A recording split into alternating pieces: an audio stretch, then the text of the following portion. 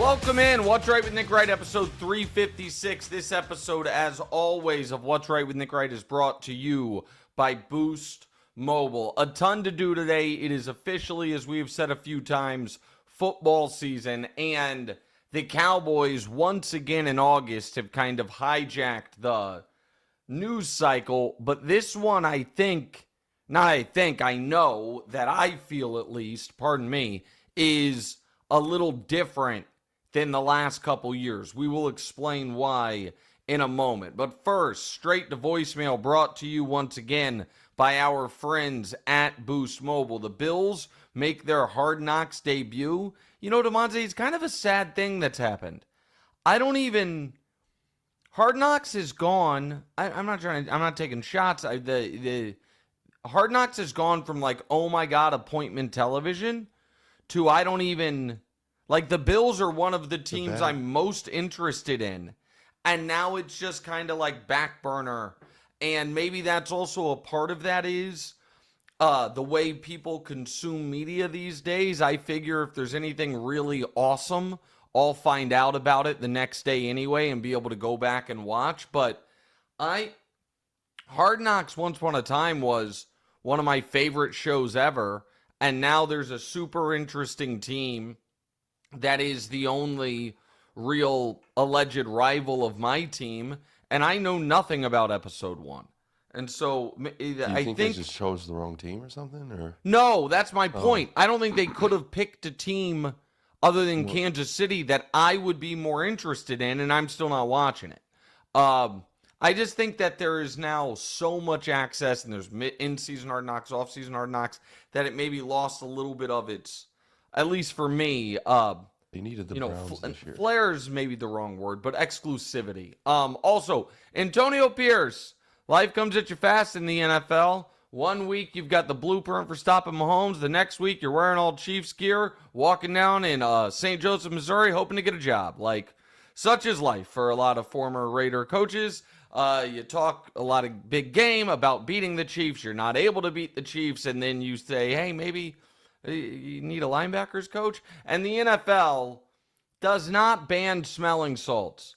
They banned the team providing smelling salts, which is odd, but it really seems like players were not going to have it. Like Damonza, have you ever tried smelling salts? Yeah, I've smelled them one time, I'm pretty sure. Like one time. So like it was just like they were around. Really? So yeah, I don't think it was for event. Like it wasn't like at a game or anything. It was just like a try it. You were like at a music festival or something, and you you huffed the smelling salt to get going. Not to get going. I honestly just took it just to see what it. Like I've always seen people's reactions after they take that. I needed to see. When I was like 10 or 11, I was having friends sleep over. And one of my friends tried to like jump down the final few steps going into our basement. And we kind of had a low overhang from the ceiling. And he whacked his head on it.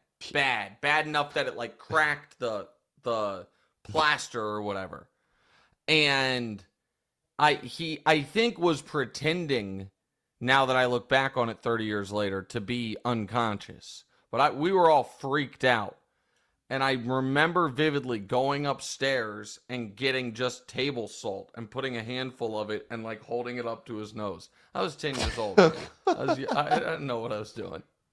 I thought you were going to say you actually found some smelling salts and you put No. I was like, I thought smelling salt was smelling salt. Almost killed him. I was like, let me try to wake this kid up. All right, reminder. The only place you're going to get stories like that from my childhood in Kansas City, Missouri is the What's Right with Nick Wright podcast. Like, rate, subscribe, review, and check us out on YouTube, iTunes, Spotify, all of that. Leave a review. It actually truly does help. I would not be having us lead with the Cowboys, Damonza, if I thought what was going on was a bunch of nothing. But I don't think it's a bunch of nothing, so let's start there. So the Micah Parsons trade request drama continues, with Jerry Jones saying that Micah might not play week 1, or he doesn't even know if that's going to be happening. But the weird thing is Micah's already reported to camp, so he has to be playing. Is this just another maneuver by Jerry to make headlines? No, I don't think it is. Now, will he or won't he play week 1 is interesting, and that is an important clarification. Micah gave up. People famously remember a couple years ago, Chris Jones sitting out week 1, sitting in the luxury box with his agents, watching the Chiefs lose to the Lions. The NFL rules on this are very straightforward. If you never report to training camp, that is your right. And the only punitive measure the team can take against you is financial. $50,000 a day fines and then game checks if you miss games. But other than that, they can't suspend you because of it. Your contract doesn't toll because of it. And you, in theory, could hold out all the way until the night before, I think it's week 10, then show up, play the rest of the year, and get credit for a full season if you're willing to take the financial hit. That's if you never show up. If you do show up, you cannot leave. It's a weird thing when if you show up and then leave, it's like the NFL version of going AWOL in the military. They give you a 5-day letter that says you got to show back up within 5 days, and if you don't, then you are on ice for the year. They can't, even if they say, all right, never mind, we're cool with it 2 weeks later, doesn't matter. You're essentially a retired player for that season, and your contract does not advance a year. So that's why nobody ever shows up and then leaves. You can't do it. That is, so Micah, by showing up, and then when Jerry says he might not play week 1, all that means is that he thinks Micah might be like, my back. But he can't not be there. He can just be like, I'm too injured to play. And the reason, so that I just kind of sets the template for where we are. I want to further flesh out how we got here, because there is an element of this story that I think it's obviously been reported. It's how I know it. I'm not going to act like Damonza. It hasn't been reported, but I think it has been I don't think it's been focused on enough. And that is this. Jerry Jones has not had one single negotiation with Micah Parsons' agent. I will say that again. Jerry Jones and the Dallas Cowboys have not had a single negotiation with Micah Parsons' agent. There is absolutely no justification for that whatsoever. Jerry has made it clear since Micah's trade demand, he has not talked to Micah or his agent. There is absolutely no justification for that whatsoever. Jerry has made it clear he believes he and Micah came to terms on a deal. You guys know how I feel about that I think that holding a non-negotiating party to a deal that was struck via handshake with a negotiating party is unethical. But even if you think that should be the framework of the deal, Jerry needs to communicate that to Micah's agent. And the fact that they will not negotiate, even if we think it's a combination of, well, Jerry's being stubborn and thinks he and Micah have a handshake deal, and the fact that Jerry doesn't mind the Cowboys staying in the headlines, so he'll just get this done in late August or early September like he did with Dak and CeeDee, I think undersells the damage with Jerry's commentary the last week he has done to this relationship. Now, is it salvageable? Sure. But there's two prongs here that, in my opinion, are pretty clearly problematic.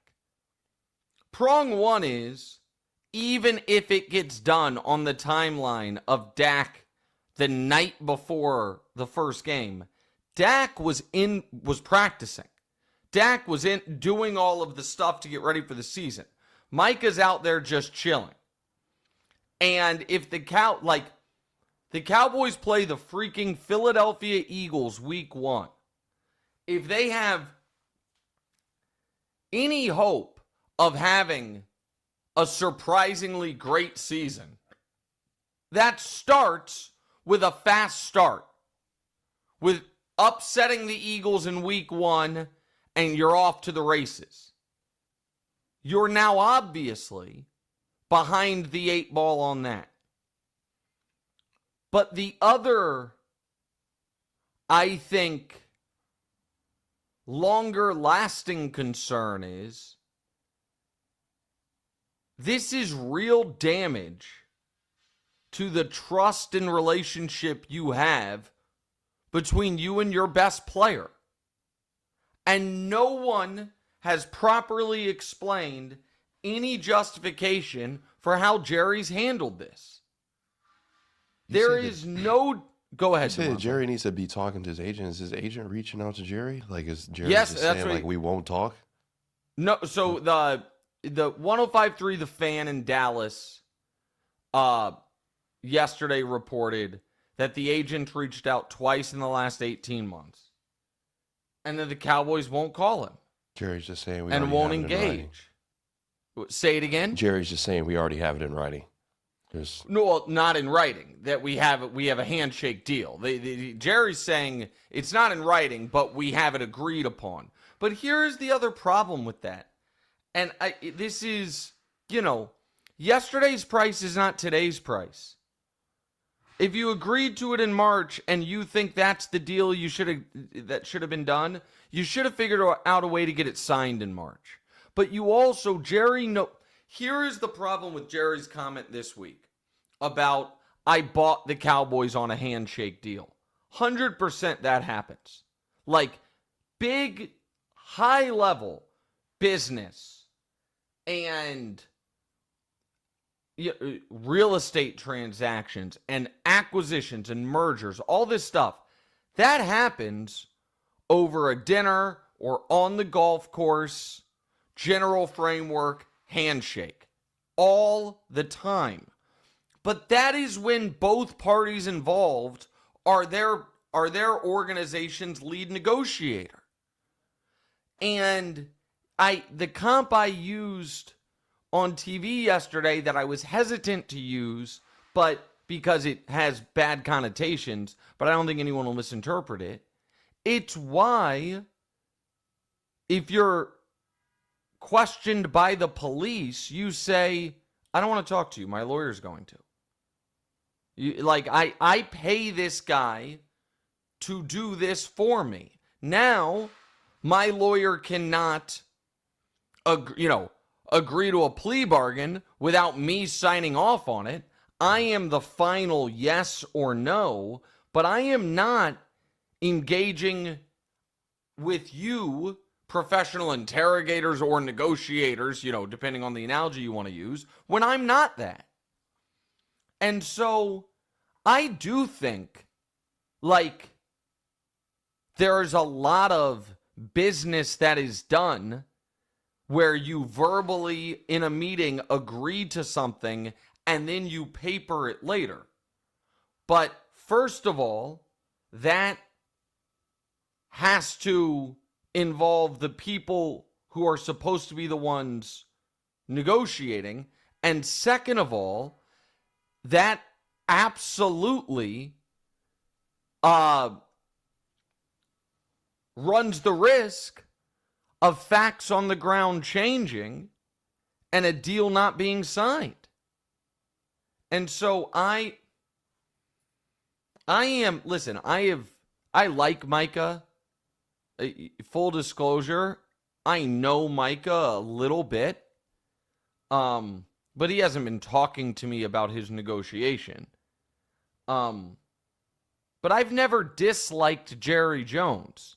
I have found him cartoonish at times, a bit of a carnival barker, but I think he serves a purpose in the NFL.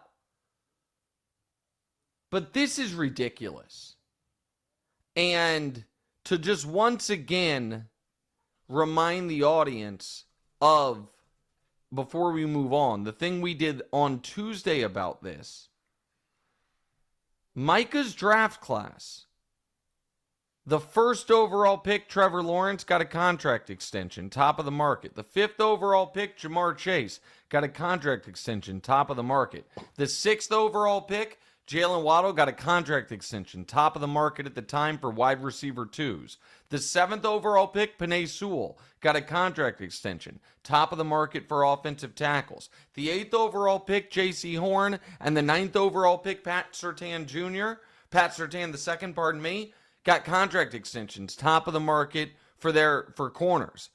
The 10th overall pick, Devontae Smith, got a contract extension at the top of the wide receiver 2 market. And the 13th overall pick, Rashawn Slater, got a contract extension at the top of the tackle market. The top 13 picks from that draft 4 years ago who have not gotten extensions are Zach Wilson, who's been on a bunch of teams, Trey Lance, who's been on a bunch of teams, Kyle Pitts, who has underwhelmed, Justin Fields, who's been on a bunch of teams, and Micah freaking Parsons. It's an outrage. And it's an outrage to not directly negotiate with Micah.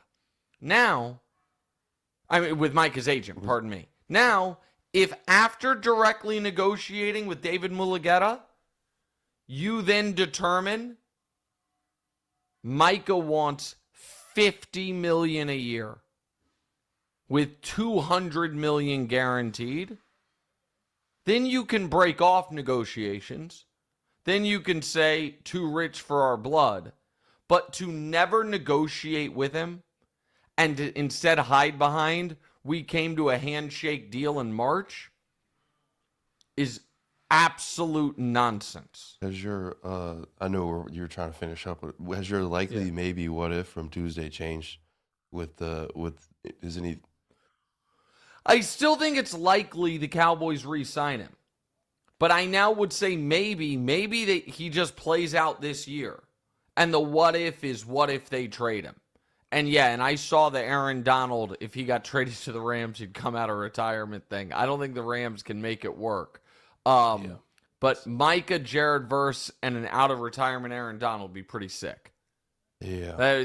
Then all of a sudden I wouldn't be so worried about Matt Stafford's back. All right, dog days of summer, which means it's time for the boys of summer to kick it into gear. And the best way to cash in on your baseball IQ is with DraftKings Sportsbook. As the stretch drive begins, DraftKings Sportsbook has you covered with live betting, home run props, odds boosts, and more. Whether you're chasing dingers or jumping in mid-game, there's always action to be had. Never bet on baseball before? Simple. Pick a guy to go yard, hammer some live odds mid-game, or just ride with your squad and hope for the best. No spreadsheets, just vibes and dingers.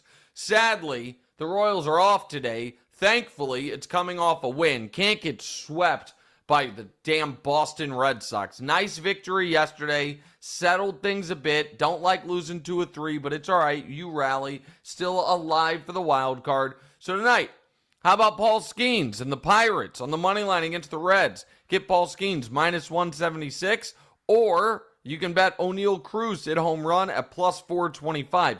Even though they're not good, it's one of the more exciting teams when Skeens is on the mound, obviously. Also get to watch O'Neal Cruz. Of course, lines and odds subject to change. Something special for first-timers. New DraftKings customers. Bet $5. Get $200 in bonus bets instantly. Download DraftKings Sportsbook app and use code Wright. That's code Wright for new customers to get $200 in bonus bets instantly. When you bet just $5 only on DraftKings, the crown is yours. All right, Damonza, let's get to Shedeur. All right, one of the most highly anticipated preseason games since I've jumped on the football scene. So Pickett and Gabriel are out. Flacco obviously isn't playing for the obvious. So it's Shedeur's time to shine. He's going to play against Carolina tomorrow. Do you think that he has more to gain here or more to lose? Oh, I think he has more to gain, but he has a lot to lose too. I think that what he has to gain is if he cooks and looks, by cooks, he doesn't, it's just handles the offense well, makes a couple nice throws, avoids any horrific mistakes, running around back and forth, taking a bad sack, fumbles, those things.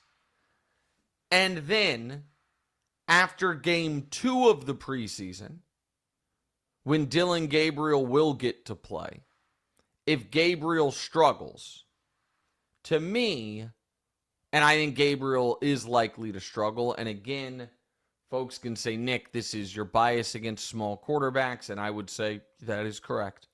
One of two things Damonza is likely to, would have to happen.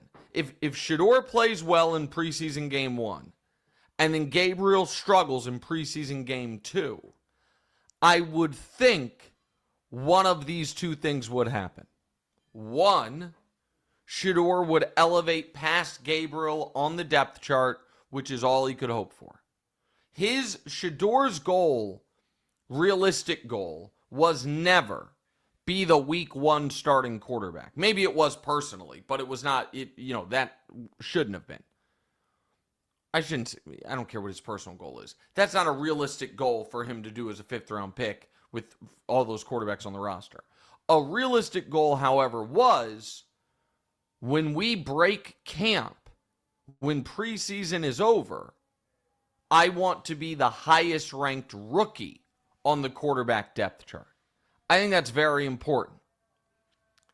And because that means when the inevitable Flacco benching happens, he can get in there. So that should be that's what he can, that's one of the things he can gain. The other thing, and this might be a better opportunity to be totally honest, is if he plays well and then Gabriel struggles in week 2 and he doesn't move up the depth chart, I wonder if another team calls Cleveland's like, hey, we'd be interested. You drafted him for a 5th, we'll give you a 4th. Like, it didn't make sense for us a few months ago. And the team that I keep going back to, man, is the Rams. Because if Stafford's back really is a problem, you can't, in my opinion, go into a year with your only real backup quarterback being Garoppolo, because he is himself such an injury risk. But the Rams wouldn't be the only team that I would think it would make sense. Now, obviously, the Steelers didn't have interest in Shedeur. The Dolphins? The Dolphins, I feel like I was thinking more a team that is not looking at him for this year, but might look for him long term. Dolphins, they brought in Zach Wilson, so you know what I mean. Like but that's not a bad one. The reason I said the Rams is they might have a need for spot starter this year, but also this could be Stafford's last year. Right. You know what I mean? So, like, that to me is an interesting one. And I don't know if there aren't, again, it's not a lot of obvious places. The Cardinals, I feel like, should be looking for other options down the road. Oh, that's interesting. Look, I got to look and see who the Cardinals' backup quarterback is. I don't remember that. Oh, it's Jacoby. So, yeah, I mean, that's not a terrible one either. If I were Shedeur, however, I don't think, not that he would necessarily have a say, I wouldn't love if the Cardinals traded for me, because the Cardinals' hope is that Kyler is their guy for the next 5 years. Like, the Browns are not a terrible spot for him in as much as they have no future plan.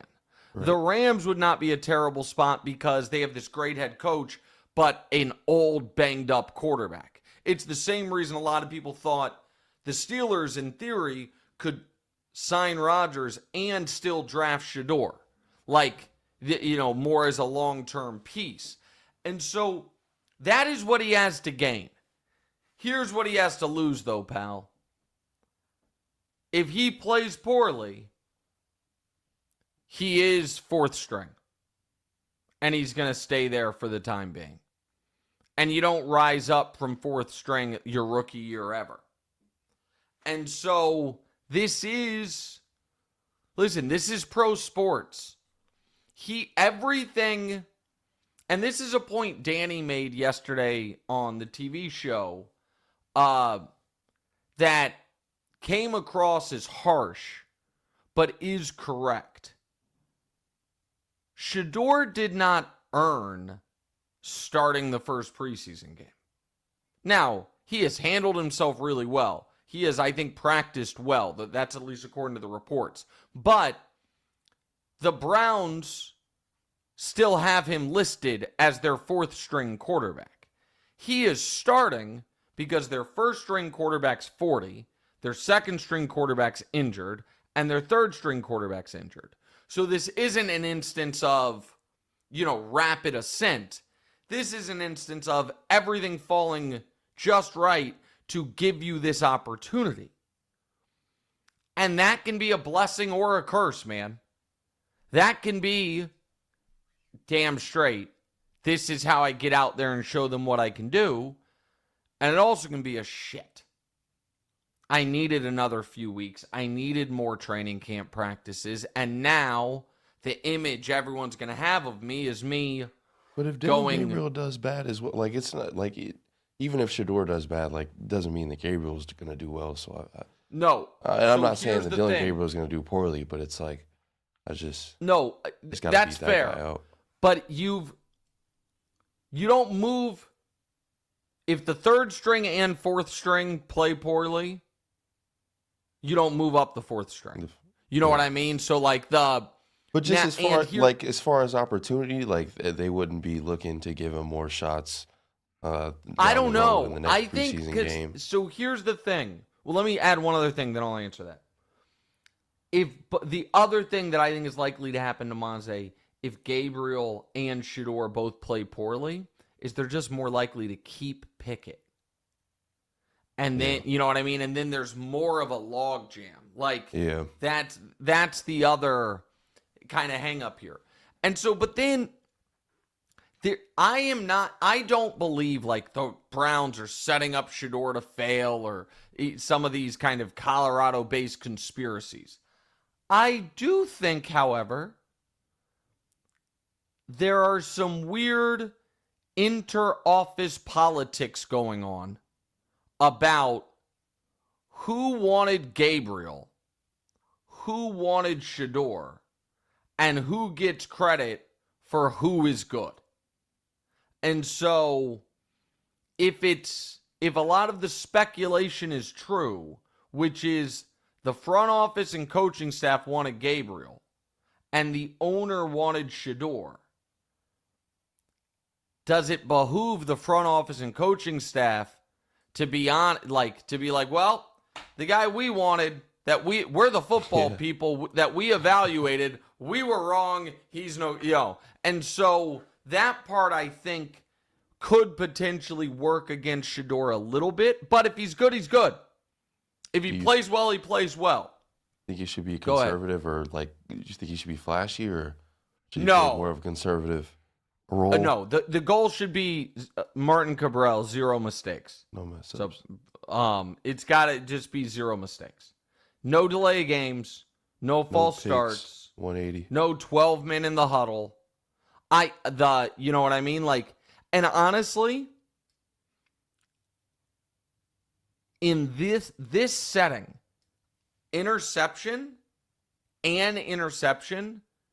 is pretty low on the list of really problematic stuff. I would say most problematic, oddly, is can't get the play in. Can't get guys lined up in time. The pre-snap stuff is the stuff he's got it. Second most problematic, holding onto the ball way too long, taking bad sacks. Third most problematic is trying to make a play with your legs and fumbling. And then the next problematic is interception. Because young quarterback, you haven't not on the same page with receivers or whatever. That's going to happen. Yeah. You obviously hope it doesn't, but that can happen. It's the other stuff that they're going to want to be really tight on. I also hope he gets 3 full quarters. There's no reason he can't play. Say it again. Flacco probably doesn't even want to play. No, it would be Snoop Huntley. Oh yes, Huntley. Yeah. But there's no reason he can't get the workload that Trey Lance got. Right. Where you know what I mean? Where he's playing the majority of the game. Like he can get that workload. All right, let's move on to the Chiefs. So Mahomes came out and said, "I'm going to do whatever it takes to win, whether that's passing for a lot of yards or not passing for a lot of yards." So we've seen Kansas City win in a number of different ways. How do you think that the offense or the Chiefs need to look in order to succeed this year? Listen, I do think there's an element of they need to get their swagger back and pump the ball down the field. Now, I think people need to remember how we got kind of to the point that we got to with this offense being the way it is. And I talked about this yesterday on TV, but I think it's worth revisiting. 3 years ago, they're playing the number 1 defense in the NFL in the Super Bowl. They score 38 points without a single play longer than 25 yards. And the longest play of the game is a Mahomes scramble. The very next year, they come back. They're in the Super Bowl, having the offense having struggled all year long. Receivers just openly revolting against Patrick. In the Super Bowl, the biggest drive up to that point of Mahomes' life. 11-play, 64-yard, dink, dunk field goal. And then in overtime, one of the greatest drives in NFL history, 13-play, 75-yard drive where the longest play, once again, is a Mahomes scramble. Dink, dunk, no big explosives. And then last year, offense just eking along and pulling games out of the fire. So why am I saying win? They've gone Super Bowl win, Super Bowl win, Super Bowl loss after being 17-1 going into the Super Bowl with Mahomes as a starter? Because I think one of the reasons Patrick started to press early in that Super Bowl, Damonza, is because being down 14 for last year's Chiefs felt so different than any of the previous year Chiefs. Down 14 3 years ago was, okay, we can start playing now. Yeah. Down 10 in every Super Bowl they've ever played in. Take the lead back in a heartbeat. And so because it was so death by 1,000 cuts, they felt they needed to. I think Patrick felt like, man, we better score right because we don't have this one play ability. So I think they need to get that back. And I think the better offensive line, hopefully healthier receivers, even though Rasheed's now dealing with a groin, Hollywood Brown's still out with an ankle. That's not great. That should help that. I also saw there's an unbelievable stat courtesy of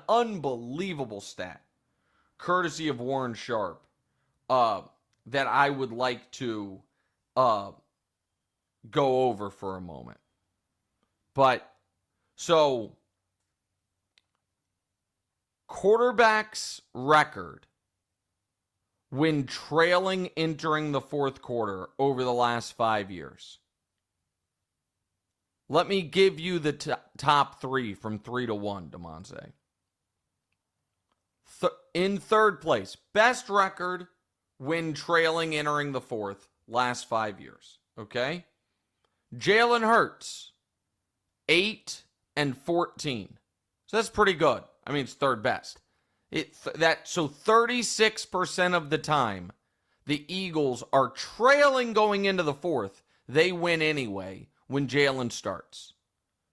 Second place, Lamar Jackson, 7 and 10. Dog. 41% of the time. So that's almost half the time, bro, that the Ravens are trailing entering the fourth.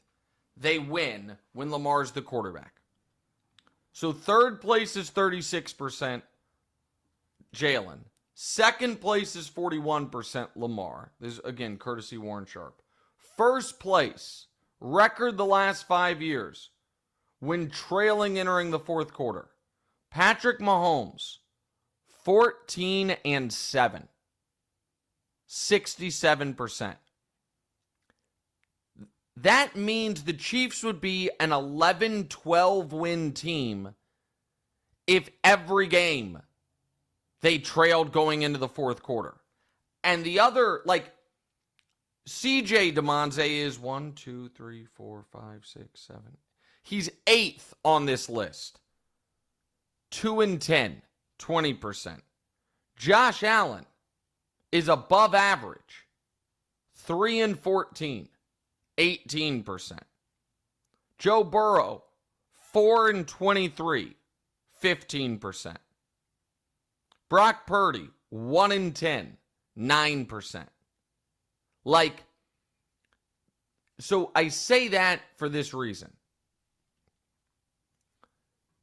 It's understandable that the Chiefs kind of carry themselves like, we'll figure it out. But it's harder to do that after you just got your teeth kicked in the Super Bowl. Yeah. And that is, they need to go ahead, Damonza. What'd you say? Yeah. Week 1. And I think Josh Simmons, the rookie left tackle, and Xavier Worthy's ascension is going to help that quite a bit. By the way, the Madden ratings for this year, Xavier Worthy a higher rating than Marvin Harrison Jr. and Rome Odunze. Two top 10. Now, just barely, but still, like, that is the highest rated rookie receivers were Neighbors, then Brian Thomas, then Xavier Worthy. So, yeah, I do think they need to bring back, as Brew would call it, the light show a bit. And I'm optimistic that they can. All right, let's talk a little more Chiefs before we get to some other stuff. Andy Reid's been hyping up your guy Travis Kelce. He's saying that he's calling him svelte, saying he looks 20, he's all slender. A year ago, you said Travis Kelce's got about 8 more good games in him. Great games. Great games, not good, sorry. He's got 8 great games left in him.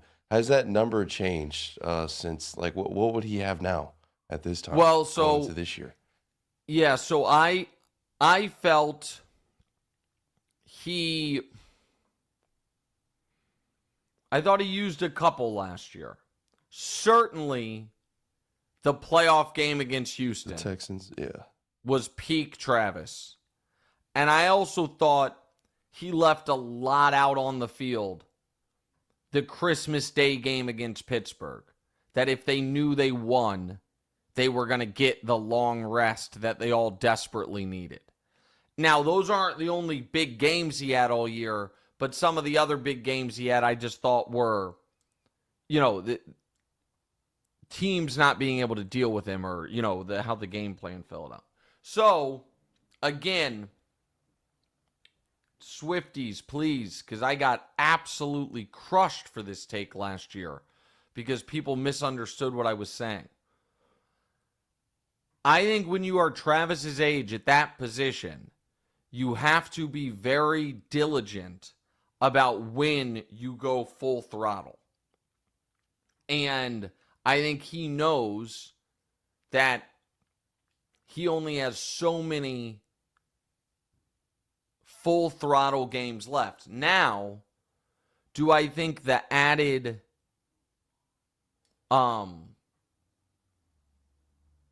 chip on his shoulder for the fact that he didn't play up to his standard, he said last year, and the way they got their ass kicked in the Super Bowl, and the fact that he shed some weight, had probably a better offseason, maybe replenish some of those games. That game count, yeah. I've got to see him in week 1 to give this a real answer, but I'm going to go out on a limb and say this. I think Travis, this year, will once again be one of the 3 most impactful players at his position. I think Travis and Brock Bowers, and then maybe Kittle, maybe Laporta, maybe the kid in Arizona are the other candidates. But I think Travis and Brock Bowers are going to be up there. And I think Travis is, especially because teams are going to have to respect the deep ball more this year, he's going to have a lot more room to work with over that intermediate middle where he wants to. All right, this is a message that applies to 99% of you listening right now, because that's how many of you can be covered by fast and reliable service on the Boost mobile network with 99% nationwide coverage. And if you don't think you deserve a deal, listen up. You got another thing coming. Why would you not think you deserve a deal? Right now, when you switch to Boost Mobile, you can get iPhone 15 with Dynamic Island and a 48 megapixel main camera for $149.99. That's $149.99 for iPhone 15 on a nationwide network. I'm 99% positive Boost Mobile just gave all of us a really good freaking deal. In-store offer only. $35 device setup fee may apply. Requires credit qualification, ID verification, and activation on $6 plan. Taxes extra. 5G speeds not available in all areas. All right, Damonza, let's get to Travis Hunter. So Travis Hunter is listed as a starting wide receiver and backup cornerback. He's playing both ways in practice. And head coach Liam Cohen actually came out and told Rich Eisen he thinks it's possible that Hunter wins the offensive and defensive rookie of the year. So my question to you is, which bet do you like the most? He's defensive rookie of the year is at plus 800. Offensive rookie of the year is at plus 1,000. Either defensive rookie of the year or offensive rookie of the year plus 425, and both is at plus 10,000. Okay, so here's what I would ask, and see if we can find this, our wonderful producers on DraftKings. What is his NFL MVP odds? Because here's the only reason I ask that. If he wins, let me put this on the front end. I do not think he's going to be league MVP. I do not think he's going to win offensive and defensive rookie of the year. I want to make that clear. But if he were to win offensive and defensive rookie of the year, I think he's got to be in real consideration for league MVP. So, like, if the bet is offensive, so plus 30,000. So he's plus 10. So you get 3 times better odds on him to be league MVP than you do on him to win offensive and defensive rookie of the year simultaneously. And I'm just telling you, man, if he were to have the type of season where he wins offensive and defensive rookie of the year, he's going to be a real MVP candidate. Like, what was Brian Thomas Jr.'s numbers last year? And I don't even think who was the offensive, Jaden, of course, was offensive rookie of the year. But Brian Thomas Jr. came closest of any of the receivers. So he had 1,300 yards basically and 10 touchdowns. And then Jared Verse, I think, was defensive rookie of the year. I know, because that was one of our preseason bets. And Jared Verse last year had 4.5 sacks, 2 forced fumbles, 2 fumble recoveries, 65 tackles. I mean, if he were to throw up and I guess that's a bad comp because Verse is pass rusher, so his stats are going to be different. my answer to this question, by the way, is defensive rookie of the year because Greg Jennings pointed this out, and he's not wrong. It's very difficult for a receiver to win offensive rookie of the year if you're not your team's number one option. And Brian Thomas Jr. will be the number one option.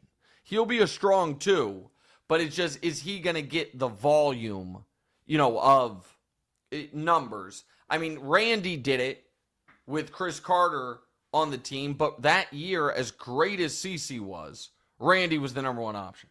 Randy was just, it came in and totally changed the Vikings' lives. Here is to me, though, why I like this story. Oh, thank you. And Sauce, when he won Defensive Rookie of the Year, had, only 2 picks. That surprises me. But obviously was awesome, was all pro as a rookie. I'm pretty sure he was all pro as a rookie, regardless. 75 tackles was this. Sauce is a great player.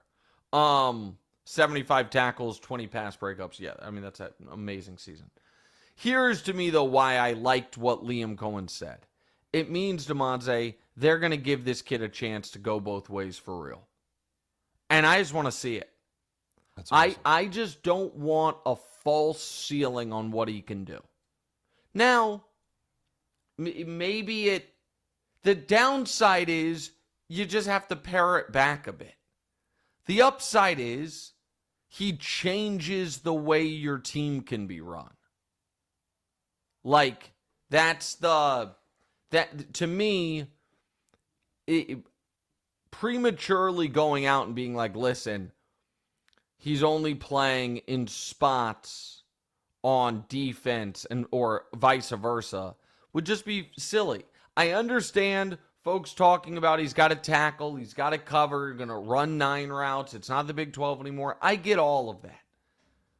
But every coach that's ever been around this player has said he is literally built differently. So give him a try. And I think the Jags are going to, and it's one of the reasons. You know what I'm starting to think, Damonza? What? Everybody is going to have a bunch of, AFC North. You have the Ravens. You have the Bengals. You have the Steelers with Rodgers. AFC West. You have the Chiefs and the Broncos and the Chargers. Everybody is going to have one playoff team out of the East and one playoff team out of the South. I think we could have 2 playoff teams from the South. I think the Texans and the Jags might end up being able to come out of the South. The Jags with a nice little resurgent Trevor Lawrence year. The Texans with maybe the best defense in football. I just think there's something there. That's all. We need Trevor to come through. You ain't lying, bro. We need Trevor to come through. You ain't lying. It's a big year for my guy. Yeah. And de facto a big year for me. All right, let's talk Matt Stafford. Stafford is dealing with an aggravated disc and has been getting epidurals. You said the Rams don't work without Stafford. With that said, is this team going to be a stay away for you as far as betting with this whole injury thing with Stafford? Right now, I'm staying away. I need to see, talk to me in 3 weeks. Here's the deal. Here is my glass way too full. Oh, Texans and Jags both make the playoffs, plus 395. Oh, intriguing. Interesting. Very, very interesting. What are the Jags to win the division? Plus 600 or something like that. No, plus 300. It's like plus 300 or 350. Okay. One of them. It's either plus 300 or plus 350. All right. Believe it or not, when I was not asking you to just guess off the top of your head from memory. Plus 290. But plus 300, plus 290. Maybe we moved it already, just that quick. But okay, all right. These are things to consider. Now, when it comes to the Rams, Yeah, right now they're a stay away because the Stafford stuff. Here is the probably overly optimistic view. The Rams are actually, unlike most teams that undersell injuries, the Rams are overselling this because he's actually mostly fine, but part of their negotiation, remember, he thought he might be traded, and they will give you a little more money, and you don't got to show do up trading in September. Yeah. You know what I mean? I said this like 2 weeks ago, and you were like, "Oh, I hope that's the case." I think is what you said, but yeah. So I think it's on the board, and it's like, well, I'm the team leader. Like I don't want to not be. It's like, all right, we'll make up a back injury. Like that's the hope. That's the hope. It also doesn't help that I just can't take these NFL insiders, a lot of them, I don't know what the real injury report is. I'm going to be the only person that cares about this, but I care about this. 4th of July, Najee Harris, Chargers running back, is in a fireworks incident, okay? The local newspaper in Los Angeles, or some local paper, reports, hey, this is bad, man. This guy, messed up his eyes badly. Then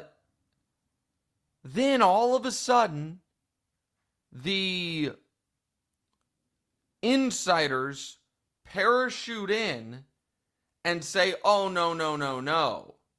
Don't you worry. Talk to the agent. Minor. No big deal. Escaped major injury.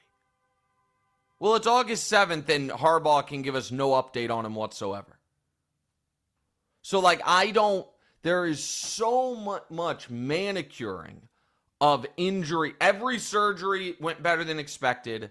Every injury is reported as, what a relief. He's only going to be out 4 to 6 weeks. Everything is just put in such rose-colored glasses because so much of this is just relationship building with agents that I don't know what real injury news is. So when I hear Stafford, they're like, oh, the team's not worried. He'll be ready by week 1. I have no idea if that's true. I just have none. So it could be hugely concerning. Also, maybe he's just chilling. Maybe he and his wife are developing the next podcast project. I don't know. I hope he's just chilling because I like Stafford. Also, he just got his big new contract with them, right? It was was that over the last 3 or 4? So no, he got a contract. This is a month adjustment. Ago, right? A month and a half ago. This summer. Exactly. Yeah. He got an adjustment this summer. Yeah, and the disc, that thing had to have been lingering, and I just don't think they would have. Well, he's had a back stuff for a while. Yeah, so I don't know, man. But the short, too long didn't read is, yes, I'm concerned, but I'm I'm hopeful. You have follow up here? Yeah, so you talked about them trading for Shedeur. Do you think that they're a candidate to go after someone like Kirk Cousins if this goes left? No, because at this point, Jimmy Garoppolo, Kirk Cousins, tomato. You know what I mean? They already have Jimmy G there. And I think Kirk is an injury concern in a different way. So I don't think that's the way they would go. All right, I want to power rank coaches and fights, but before I do that, I'll take care of this part, Damonza. I'm not going to ask you to read this. I just want to say something to the dumbest people in the world. Stop throwing shit on the court at WNBA games. And I'm not a prude, but this is objectively fucking horrifying. If we really, oh, Nick, fun's fun. If you really just peel back a quarter of a layer, why you're throwing that at those women in that league, it's it's the type of shit that would get eyes rolled by high school juniors. And now it's happened 3 times. I am not going to overstate the danger of it. I don't think you could do real injury, but it would certainly hurt getting hit. But more importantly, Damonza, as one of my favorite sayings goes, we live in a society. Can we all just recognize a certain level of human adult decency and not do shit like this? I think these are kids. I think that I got. They showed me a picture of the last guy that did it. Like that guy's like 18, maybe. Like okay, maybe like 18. I'm here to tell you, buddy. No, I'm not. Hold on. I'm not excusing anything. But it's like you're like grow up. These aren't like 25, 30-year-old people going in there. These are the type of people you would expect that from. I feel like I understand that. I get that. And here's the, I guess, maybe the more refined take. I'd feel less strongly about this if there were 18-year-olds doing this across sports. Just watching Mets, Phillies. Yeah. And, you know what I mean? Down the third baseline, this pops up. You know what I mean? We're watching Pacers, Knicks. And it's like, stop the game. I know that once upon a time, I think it happened like in Buffalo, like a snowstorm or something. I feel like I vaguely remember it a few years ago. But it just feels targeted. And throwing sex toys on the court in that league with that gender and sexual orientation demographics of the league, I just find to be extra objectionable. And I will add, as far as the 18-year-old piece of it, you did a lot of dumb shit as a teenager. There is nothing you did that would have made me as mad as this would have. Think of your worst 5 transgressions and my reaction to it. I promise you, if I had gotten the phone call, I got arrested for whatever they called it, disturbing the peace. What'd you do? Well, I was at the Fever game and ... I might have left you in there. I might have been like, you know what? Figure it out. Like, that is just... Yeah. Okay, all right, now let's get to ask me so Mike Vrabel, let's do this together real quick before we go. Vrabel got in tried to break up a training camp fight, got his face bloodied. So, top of the head. That's another rule. Like that, you got to throw that in. You said there are like 3 rules. I think the fourth rule is the coach cannot jump in and like try to stop the fight. Well, if you're a former player, you can, I think. Okay. You're a former player in the shape that he's in. Fair, I think you maybe could. Enough. I mean, all right. I want to. All right. List of current NFL head coaches. I wish I could sort by age, but so is the number one coach battle royale?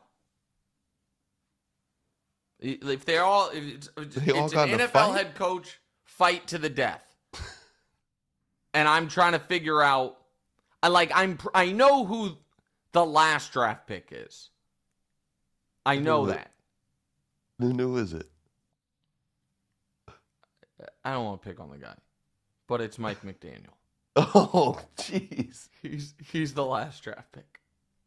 Mike McDaniel's our last pick of that draft. Like 140. There's a few. Zach Taylor, Ben Johnson, those guys are not doing. I feel like Ben Johnson can get in there. He must be a little smaller. Oh, maybe. I guess he's 6'1". Maybe he's bigger than I thought. But I don't want to do the bottom of the draft. Okay. I want to do number 1 draft pick. Dan Campbell. Actually, Over he's like Vrabel? Third. Yeah, probably like second or third. Yeah, I think we have a pretty strong top 3. I think we are going number 1 draft pick. You know what? It's between 2 guys. Campbell to me is a clear third. It's either Vrabel or D'Amico as number 1. Yeah. I just feel like Vrabel has fought more in his life than D'Amico. So he's got all those sons, they're big. So I'm going number 1 Vrabel, number 2 D'Amico, number 3 Dan Campbell. Dude. And what? What are you laughing about? What are you laughing about? I don't even know what you're laughing about. Dude, this guy says Daniel, I mean not Daniel, but Andy Reid, no, I don't know if I was supposed to say this, but Andy Reid with a cheeseburger on the line. Oh, that's pretty good. Andy, listen, even though he's old, Andy's he's not a top 3 or a top 5 pick. Threat. But Andy, you saw he was ready to fight Travis. Like Andy's not screwing around. All right, so there's my top 3. We're going Vrabel, D'Amico, Dan Campbell. Number 4, I'm going Dan Quinn, head coach of the Commanders, big dude. Yeah. Number 5, where's Tomlin at? Is he like 6? Not as high as you'd think. He's going to show up. Oh, honestly, yeah. But McVay. Tomlin's McVay though's not that big. He's jacked, but not that big. I'm going. So number 5, I had someone. I know who I'm going number 5 because I think he'd fight dirty. I think he's. You think he'd fight dirty? Oh yeah. Can I take a guess? He's nuts. I think that he could have, suffer a traumatic injury and just keep going. I'm going Jim Harbaugh. I was about to say one of the Harbaughs. Yeah, 100%. Yeah. No, I'm going Jim. Like he'd gouge you in the eye. I'm going Jim. Yeah. Now at 6. Now I'll start to listen to Tomlin. I am. Todd Bowles too old. Oh, Todd Bowles. Todd Bowles is going to go beat somebody's ass. Yeah, yes. Todd Bowles has whooped some ass in his life. I don't care that he's 60. Todd Bowles is 6. Tomlin is 7. And now, once I get there, I'm taking a long, hard look at Andy. I'm taking a real look at Andy Reid. I think I'm going Andy 8. The thing about John Harbaugh is sneaky old. John Harbaugh is 61. You know what? I'm going Andy 8. Kevin O'Connell's young and really big, but feels like not a fighter. Dable, I'm certain, has been in some scuffles, but obviously Sirianni fights. I still obviously I gotta tell you, fights. I mean, you don't walk around for 40 years with that personality and not getting fights. I'm just telling you. I mean, that guy's gotten in some fights. Yeah. I gotta tell you another guy who again is not going to be a high draft pick, but wouldn't stop coming. And that's the oldest coach in the NFL, Pete Carroll. Pete Carroll wants to mix it up. But there it is. There's my list. Hell we don't have to go through anymore. I think that was good. But it is a very strong top 3. Yeah. It's a very strong top 3. All right, reminder to everybody, like, rate, subscribe, review to the podcast. We appreciate you guys who watch on YouTube, listen on Spotify, listen on iTunes. Let's roll through a couple listener questions before we get out of here, pal. W asks, why is Stafford so highly regarded? He's never made an all-pro team, has a career-losing record, only 2 Pro Bowls, a 91 career quarterback rating in the passing era, and a 500 playoff record. Jeez, this guy does not like So that stuff. listen, I think that it's a combination of number 1 draft pick who had like individual super high highs instantly. His 3rd year in the league, his first year as a full-time starter. He threw for 5,000 yards, 40 touchdowns, 16 picks. So it was like, bam. You know what I mean? So I think when you're a number 1 draft pick and your first real chance as a starter, you pop like that. People are like, holy shit. So I think that. I then think the fact that people felt like, man, if only he could get out of Detroit, wonder what would happen. And then he got out of Detroit and instantly won the Super Bowl. So, you know what I mean? So it's big, strong, huge arm talent, was a big what if. And then when the what if actually played out, he kicked ass. In the playoffs with the Rams, it's not only that he's 5-2, he has a 109 rating, 15 touchdowns, 3 picks, beat Brady, so I understand the raw numbers haven't always been there, but I think combination of eye test, draft pedigree, super high highs, all of it. All right, let's go to Ben. Ben asked, what was your best and worst bet from last year? Best bet was Broncos over 5.5. They ended up making the playoffs. Worst bet was Steelers miss everything. And I tied that into a bunch of stuff. You know what I mean? So that one's pretty easy. All right, let's go to Danny. Danny asks, what's your favorite pre-Mahomes era Chiefs moment? About 10 Jamal Charles games.